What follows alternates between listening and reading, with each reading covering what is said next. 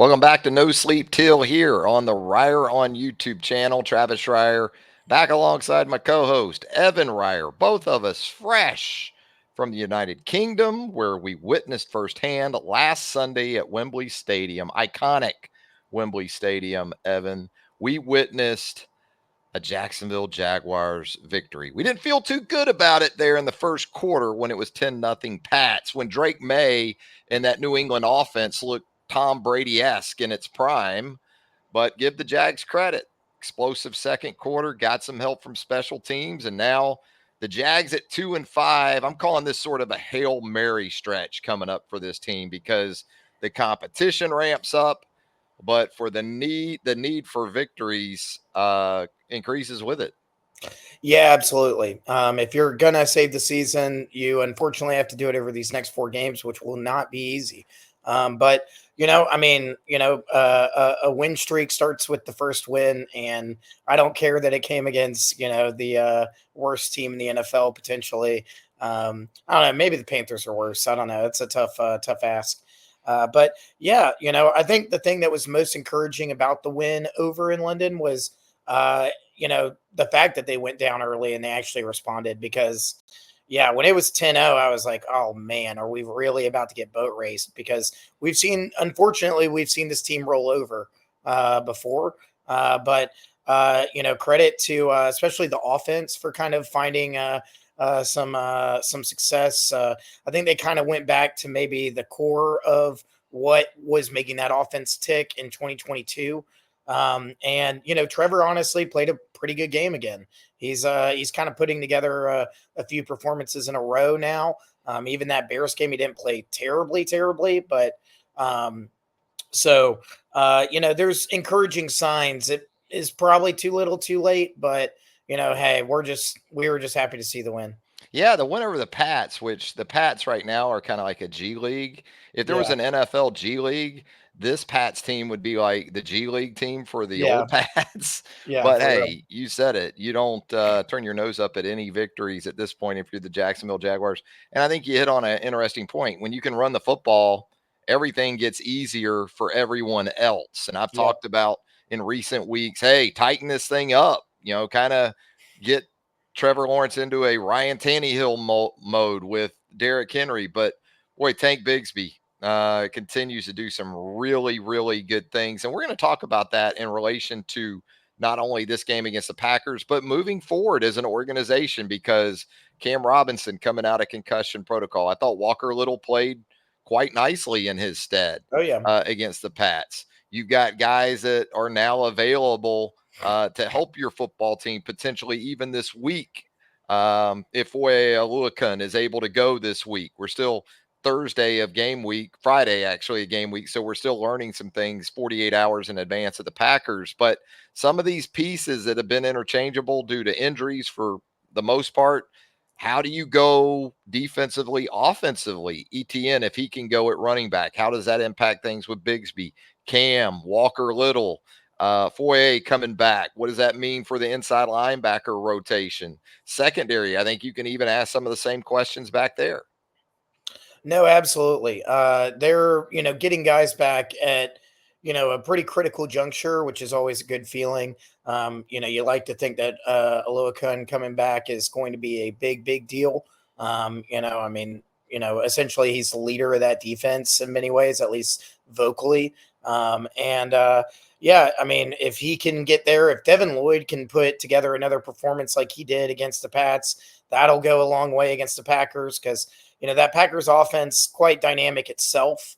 And not to mention they're on a 3-game win streak. They've kind of found it after kind of I would say a mediocre start to the year. And then, you had mentioned Walker Little playing well. I was very impressed with the way he stepped in there. We've seen him come in and not really flash any better than Cam, or in some cases a considerable step down in terms of his performances. But that was encouraging, and I think in general the offensive line has played far better the past month than they were the first month. And that's probably a lot of the reason why. Again, of course, that's why Tank Bigsby is doing well and why the running game is working. But we've talked about how Trevor is a guy that you have to give time, you have to protect him well, and they're doing that right now. Yeah, Trevor, I like the mode he was in against the Patriots. And when he was asked to make throws, he made them. Had the great throw to Christian Kirk there when they were down 10-0 in the second quarter that really seemed to spark that offense kind of over the underneath coverage and in front of the closing safety there. Christian Kirk doing a nice job finishing the catch. And then the deep ball, of course, to Brian Thomas Jr. there in the second quarter. You get help from special teams with Parker Washington and the 96-yard punt return. Complimentary football, something we haven't really seen as much Yeah. of from the Jags. Defensively, I think you still have some questions there, even with getting Tyson Campbell back last week. And where do you go with that other corner? We talked about that. Buster Brown, Ronald Darby rotated at those positions once again against the Patriots. But boy, you talked about Devin Lloyd, but with Foye coming back, Ventrell Miller is going to be tough to sit, Yeah, to it's put true. down at this point.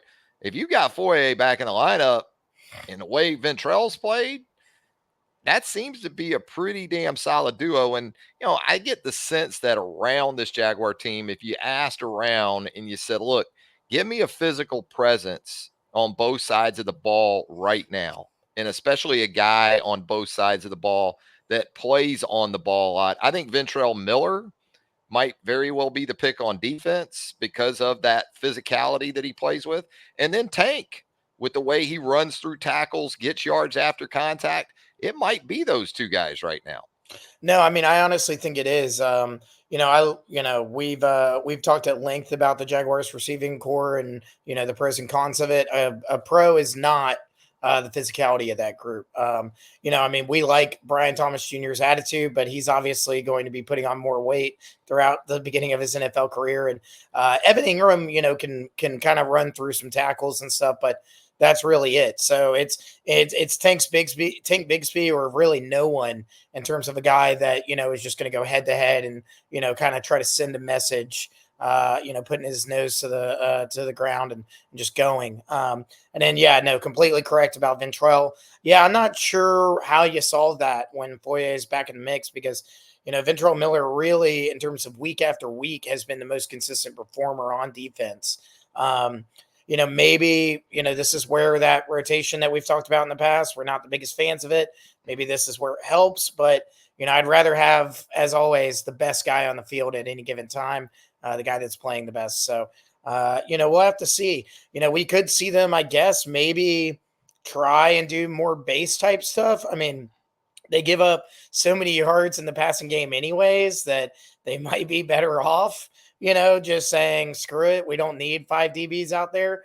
We'll just do, Lloyd Play in with coverage. Miller, Lloyd, and Foye out there if you Yeah, I mean, can I'd you can make rather that work. I feel better about our chances of making a play. You know what I mean? Like, if we're going to give up a bunch of yards, we're going to need to force some turnovers. I think those are kind of the guys right now that you can rely on to do that.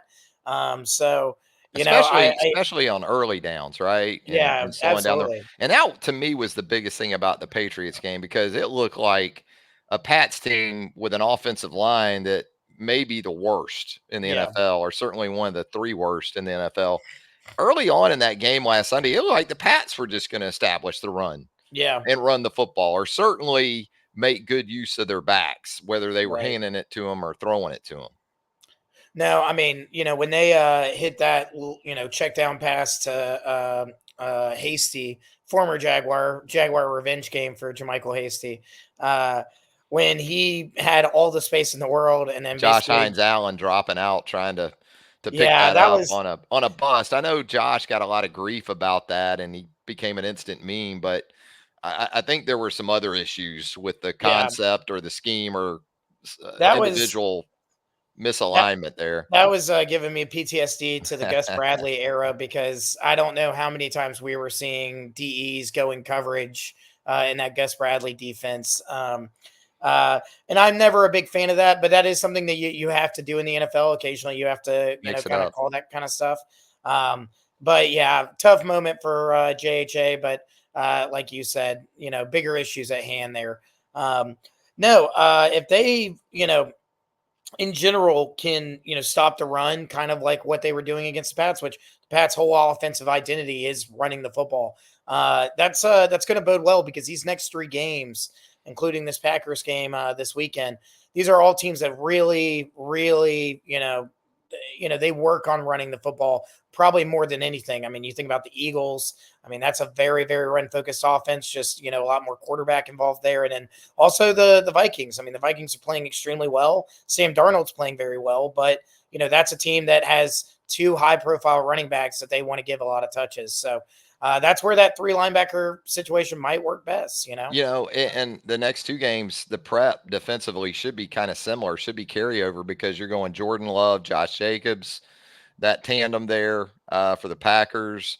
And then probably even more so with Jalen Hurts and Saquon Barkley Yeah. of the Eagles. You talk about quarterback, running back duos that can hurt you with their legs. And, that's the thing I think about this week defensively. Somehow, some way, you got to get Jordan Love's pass attempts elevated because Yeah. it is impressive. I think he's thrown 15 touchdown passes this season, but he has thrown 8 picks.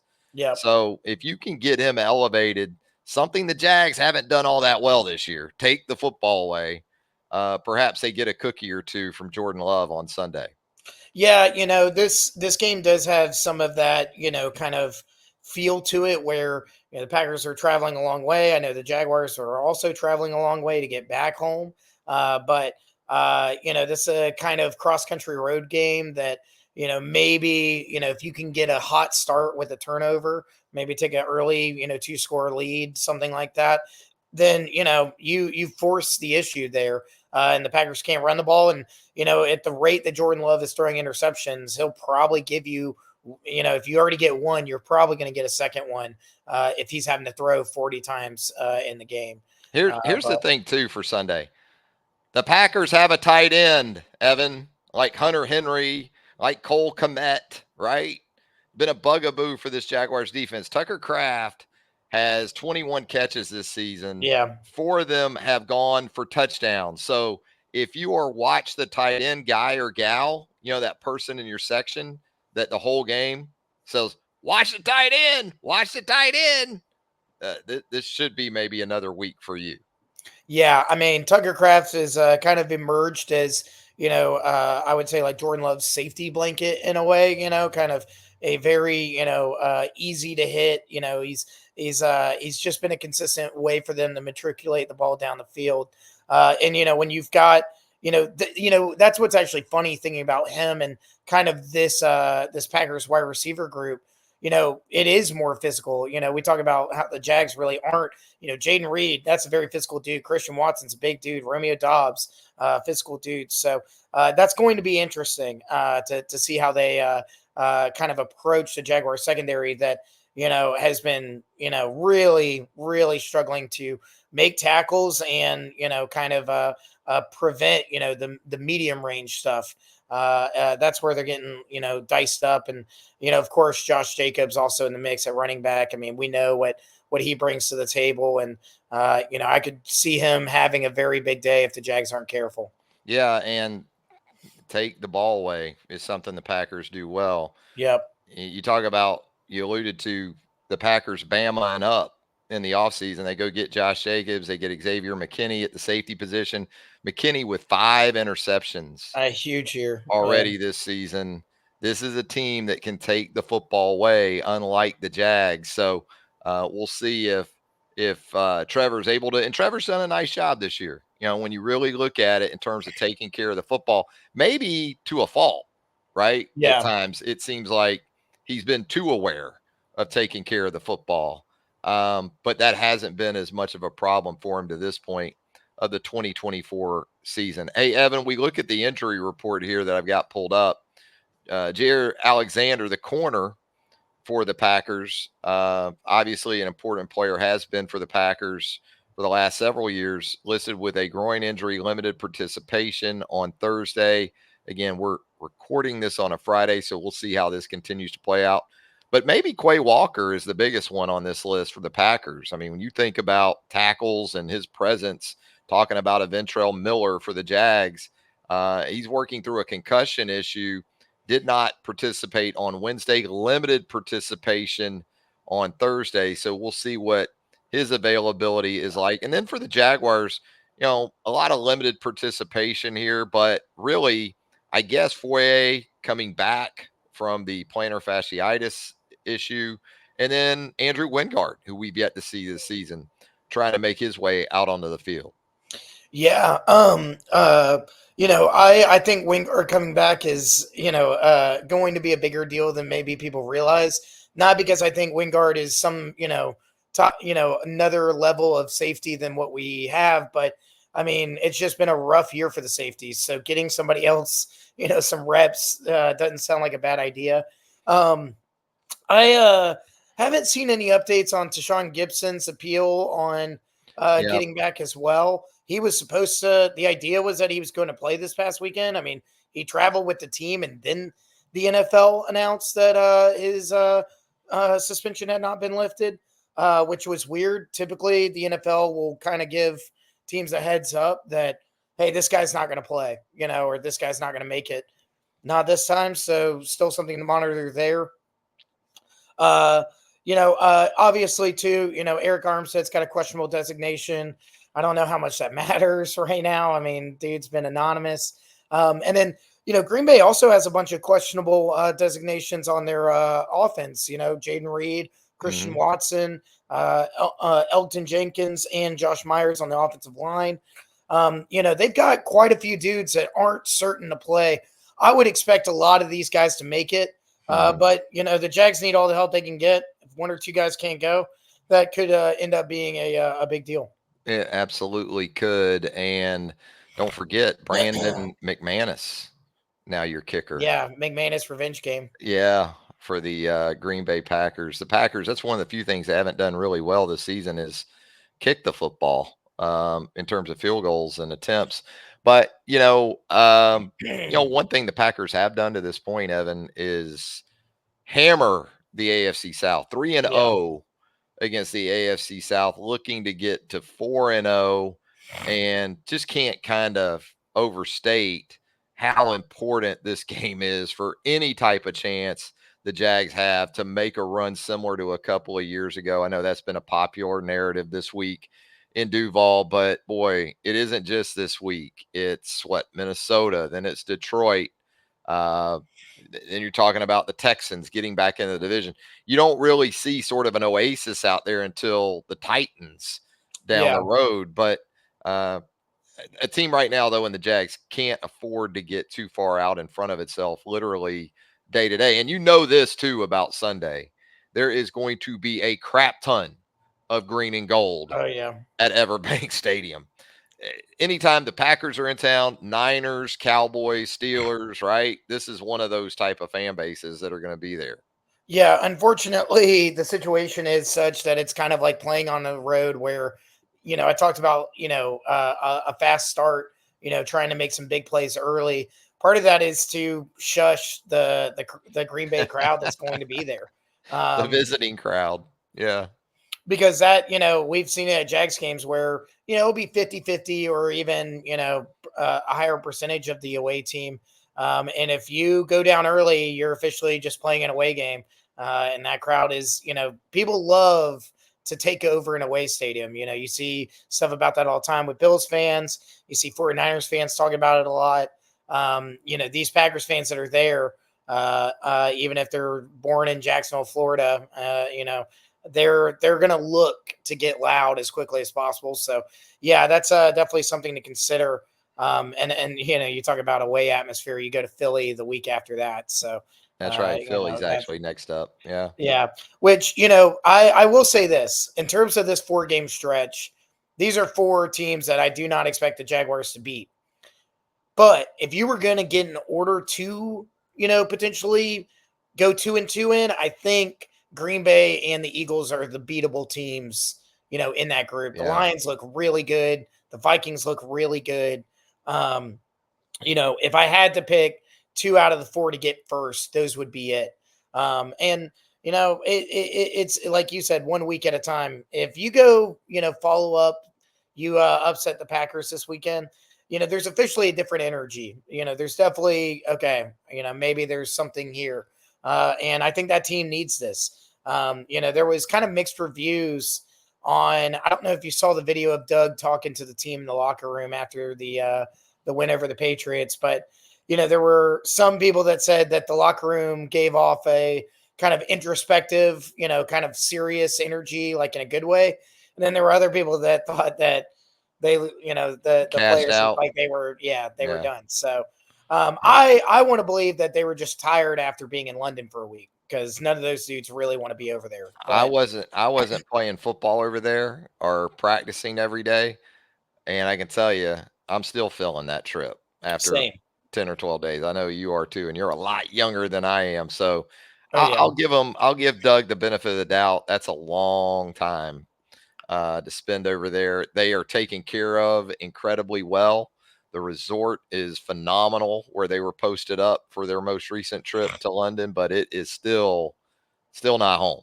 And Yeah. so when we think about the Packers on Sunday, I got to think the pressure in this game, if we were going to pick a unit for this football team, a phase of the game for this Jaguars team, I think it's on the offense. Yeah. Because I don't have any expectations for the defense to get more than a couple of stops a half. I'm Yeah. thinking one stop a half. I'm thinking maybe 2 or 3 stops for the game. And if that's the case, then the balance that we've seen here of late from the run game, from Trevor in the passing game, they're going to have to continue that, because I anticipate from the outset Sunday, the Packers being very much balanced with the run, with Love throwing it. That's where I think it's going to be almost entirely up to Trevor Lawrence and Tank Bigsby and the rest of that offense to answer possession after possession after possession. And I still don't know if this offense is really up to that task. Yeah, it's going to be a tall order. I mean, this Packers defense, like you said, is explosive. I think, when you say the offense specifically, I'm thinking the offensive line needs to continue playing as well as they've had. That's going to be, I think, a huge part of it. I think part of that as well, kind of in tandem with that, Trevor Lawrence has to be like on his game, not even necessarily in his passing, but in terms of reading defenses and bringing in additional protection and different stuff. This Packers defense doesn't really have, an edge player that just dominates and is going to finish with 10 more sacks than everybody else. They blitz a lot and they get sacks from all over the field. Mm-hmm. That's going to be on Trevor. Trying to see, is McKinney coming? Who's coming off the edge? Rashawn Gary.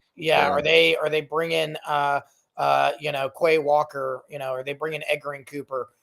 He's going to need to be, watching that very, very closely and ensuring that he can get himself some time or get himself a check down or something. That's where Evan Ingram could be very important to Yeah, Trevor.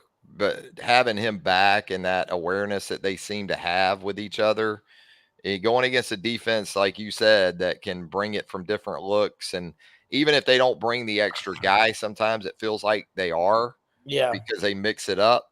That's where we talk about Tucker Kraft for Jordan Love, but also Evan Ingram for yeah. Trevor Well, Lawrence. something I think with Ingram and honestly the offense in general was that, when I talk about like how the offense looked a little bit closer to 2022 days, I loved how many crossers we were Yeah. seeing. There was so much short stuff, horizontal. I feel like, that is where the Jaguars were finding success in 2022. That's how you get the ball out fast, whether your offensive line is playing well or not. If you can just hit Evan Ingram 4 yards down the field, let him potentially make a guy miss and go. That's how you're going to find more consistent success. It's not going to be, trying to hit Brian Thomas Jr. for 20 yards, once a drive. I think that is, a great point on your part. Evan Ingram and Christian Kirk, I'm going to be thinking, all right, let's get them the ball in those short yardage situations and just see if they can, at least pick up an extra 2 or 3 yards. And then same thing with Bigsby and potentially Dearness Johnson. Are they going to be able to kind of get them open or call screens and different things to get them involved in the passing game? Because I think it's going to matter a lot. Absolutely. Should be a fun one at Everbank Stadium on Sunday afternoon. Now, the following Sunday, as we know, Ev, the Jags got flexed. Yeah, Got flexed a I little knew that was bit. coming. They got bodied by the Don't go 0-4. league office. Don't Yeah. get don't go 0-4 if you don't want to get flexed. You know what I Eh. mean? Like, I think after week 3, the NFL office was like, "Yep, that's a flex." Um, but what's funny about that is what they flexed in there was the Colts game, which Yeah. I don't know if that's necessarily Right. a much better sell, but whatever. Yeah. Yeah. It's not like Chiefs Niners or something went in there. Let's talk a little bit about the trip to London. Give me your best of London, other than the Jags win over the Pats. What was that for you? Friday night when me and my sisters arrived, well, I guess Savannah had already been there, but me and my our Tatum. youngest sister, Yeah. uh, we went out and partied a bit. Went out in Soho and got to go to a lot of different types of bars. Went to Gordon's Wine Bar, which is the oldest wine bar in London. That was really cool. That was a great night. We really had a great time. A lot of fun characters out and about on the weekend. Of course, the Fulham game. I'm a diehard Fulham fan, and every That was time I get to awesome. go to Craven Cottage, that's awesome. They didn't win, but we did get to see him score a goal, which we didn't see last time. So, True. small victories. And then I will throw out the best meal I ate while I was over there, which was at Dishun over in Charing Cross. That was every time you eat Indian food in England, it's always gas. It's always really, really good. That was maybe the best Indian food I've had in Wow. years. Got some butter chicken. Essentially, they call it chicken ruby, but it was butter chicken, and rice, and they had the sauce set up where they kind of give you a tray of sauces to go with your naan and all the different stuff. That was fantastic, and it also arrived at the perfect time because that was at like 10:30, and we were wondering if we were going to be able to get food before everything had closed, and they were very accommodating. So shout out to Shun. What Yeah. about you? What was Oh, your favorite part? well, we had a great trip because we mixed in Italy too while we were over there. So did some Florence, did some Rome. But I still love London, man. I'm a London guy. I don't know. It gives me some Chicago vibes. I'm a big Yeah, Chicago guy as well. But Shoreditch, a little area we stayed yeah, in when we first got over there before the Bears game. Very cool area, great bakeries, great coffee, great nightlife. But just catching up with you guys too. I mean, that was a lot of yeah, fun. The Fulham game was awesome yeah, because it was the perfect weather too. It was like yeah. 60, 65 degrees. It was an afternoon. It was actually sunny and beautiful in West London. So that would be up there near the top of the list. It's a lengthy list when you make that trip. And if you haven't been able to do it out there, viewer, certainly if you ever get the opportunity, especially where the Jags are concerned, do it. You'll be amazed at the interest and the passion that there is over there for football and specifically the National Football League, Evan. That's still, we've been over there prior to this trip, but our first trip over there, that was the thing that really struck me was Yeah, how much legitimate, it's not a novelty, right? There's legitimate fandom for NFL football over there. absolutely. I would say this time felt even more so than 2 years ago. Which I mean, 2 years ago there was a fervor to it, but this year I felt like I was seeing NFL fans all weekend, and not just Jags and Pats fans, but all different types of stuff. People were out and about. I think it's really really cool. There was I told you about this at the game, but at around halftime, or I guess right before it. I missed Parker Washington's punt Oh, return yeah. Yeah. touchdown because I was like, "Oh, I'll go beat the line. I'll go grab food right now." And there was a little kid who watched the play happen with me, and at first I thought he was American because he was wearing his Jags gear or whatever, and he was so excited about it. And then he started talking to me, and he's from London, and he was like, "Yeah, I hate soccer. All my friends just want to watch soccer. I want to watch, I want to watch the NFL," which is hilarious because I mean, if if anyone understands what soccer is like over there, It's it's like football over here. You know, everything. Yeah. it's the heartbeat of kind of the sports scene. So seeing the reverse from the American soccer fans, basically, that was really cool. And yeah, I mean, there was a couple sitting next to us that were British football fans that were like, oh yeah, we try to go to every game, like blah blah. Hardcores. Yeah. It was really cool, and finally getting to see a win over there after witnessing a loss the last time I was over there. That was the icing on the cake for sure. Yep. Great trip. Always great catching up. Hey, we're not getting flexed out, Evan. I don't Nope, think anyway. I think we nope, still have our spot here on Ryer on YouTube. And if you haven't subscribed to our channel here as of yet, go ahead and hit that subscribe button. There's also a notification bell right there. Hit that bell. That way you're alerted to all of our content as it drops here on the channel. And if you would give us a thumbs up, a like, that would help us out tremendously as well. Ev, enjoyed it, my man. We'll do it again real soon. absolutely. Looking forward to it. For Evan Ryer, Travis Ryer, thanking you once again for joining us right here on No Sleep Till. And until next time, so long, everybody.